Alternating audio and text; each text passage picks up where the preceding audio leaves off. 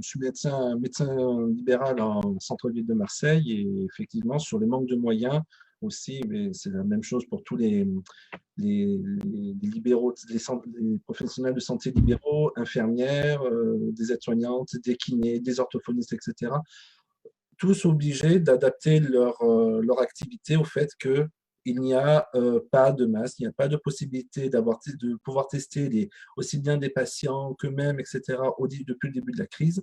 Et d'autres professionnels, les kinés, les orthophonistes, les podologues, etc., ont dû baisser le rideau parce que on leur a demandé, l'ARS a demandé de se mettre en retrait pour éviter de faciliter la propagation du virus. Voilà. On n'a pas vraiment de plan d'attaque en ville. On n'a pas l'ARS et la Direction générale de la santé nous envoient des mails. Voilà, au lieu d'avoir du matériel, on a des mails pour nous dire comment on doit prendre en charge nos patients en ville, etc. Mais voilà. Les moyens concrètement, qui appeler quand on a besoin de hospitaliser des gens qui ne sont pas forcément Covid, attention, parce que ça aussi, à côté, bon, vous avez la crise sanitaire et vous avez aussi des patients chroniques qui, de temps en temps, des personnes âgées qui chutent chez eux, qui n'ont pas qui sont pas infectées par le coronavirus, mais qui ont quand même besoin de soins, et que derrière, eh bien, l'offre de soins est réduite parce qu'on se bunkérise, parce qu'il faut éviter la diffusion du virus, parce qu'on a des process hospitaliers à respecter, parce qu'il y a les hospitalisations directes en service, de gériatrie notamment, etc.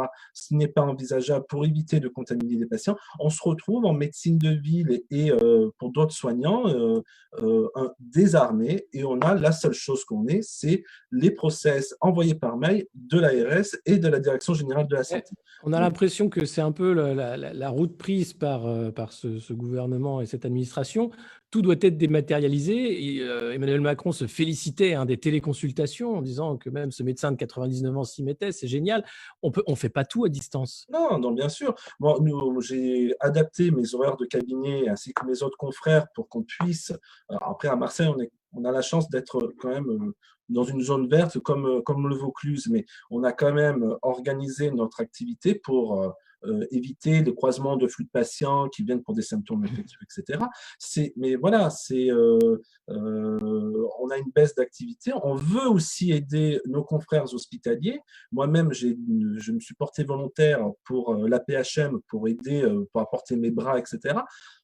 J'attends toujours qu'on soit contacté. Probablement qu'à l'AP-HM, c'est beaucoup plus calme, mais sans ça, on est c'est l'expectative, c'est les atermoiements, c'est voilà. En tout cas, en médecine de ville, nous-mêmes généralistes, on se sent complètement mis de côté.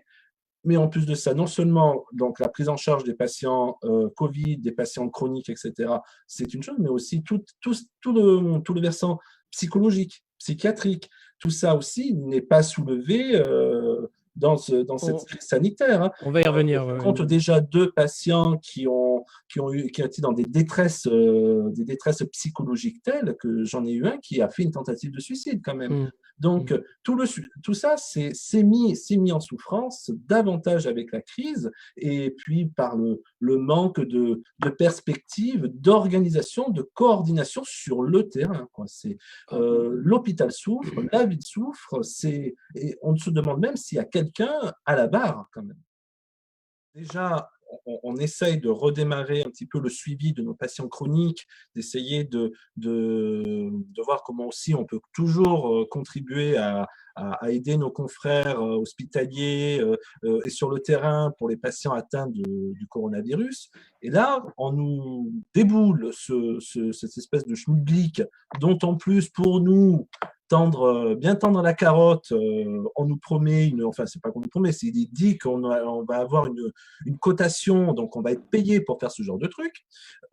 Quid de l'intérêt de ce genre de fichier par rapport à ce qui est déjà, parce ce qu'il faut savoir, c'est que l'Agence régionale de santé a mis une plateforme qui s'appelle Terre Covid, pour justement, déjà ça recense les personnes qui sont infectées au coronavirus, voir à peu près le type d'évaluation et de suivi que l'on fait soit par téléphone, soit par consultation au cabinet, etc., avec des signes de gravité, s'ils sont présents, s'ils ne sont pas présents, etc., dont l'utilité in fine, je ne sais pas trop à quoi, moi, en tant que médecin, l'ARS va m'expliquer comment je dois faire et suivre mon patient.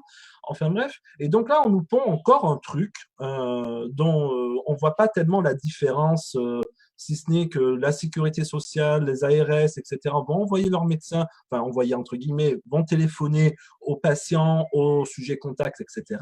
Mais ça, on peut très bien le faire. S'il faut faire du suivi, dire il faut aller vous faire dépister dans tel laboratoire, etc. Ça, nous pouvons le faire. Enfin, voilà, on va tracer, on va pister les malades, on va faire de la dénonciation. Voilà. On ne sait pas à quoi vont servir les données. Hein. Il faut qu'on attende ce que la CNIL va répondre comme avis là-dessus. Mais voilà, quel est le rôle du médecin dans ce genre de situation? Puis je voudrais faire un petit aparté sur ce que monsieur le député a esquissé, c'est l'Europe. C'est aussi la grande absente. Hein. On a laissé les Italiens se débrouiller, on a laissé les Espagnols se débrouiller. Enfin, voilà, sur l'organisation de confection de masques, pour confectionner aussi des stocks de matériel nécessaire pour le dépistage, etc.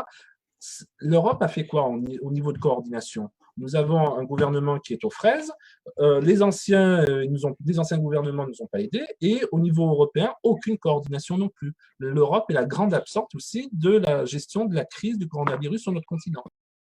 Cette initiative de débat est bénéfique parce que nous exprimons chacun nos opinions et nos remontées, nos expériences individuelles, etc. Et effectivement, comme disait Caroline, il faut que dès demain, dès le déconfinement, retourner voir les citoyens parce que c'est pour eux et avec eux qu'on va édifier notre prochain projet, notre prochaine vision. Voilà, on ne peut pas faire chacun dans son coin. Ce n'est pas possible, ce n'est plus possible comme c'était avant. Et quand je dis avant, c'était vraiment l'ancien temps, hein, voilà. Mais la construction d'un projet alternatif à ce que nous vivons maintenant et penser les blessures de cette crise qui vont perdurer, hein, la crise sociale va s'installer durablement pour beaucoup d'entre nous, hein, et c'est collectivement, formation politique, association, citoyens, qu'on pourra réellement apporter un nouveau cap de progrès social et écologique pour nos concitoyens.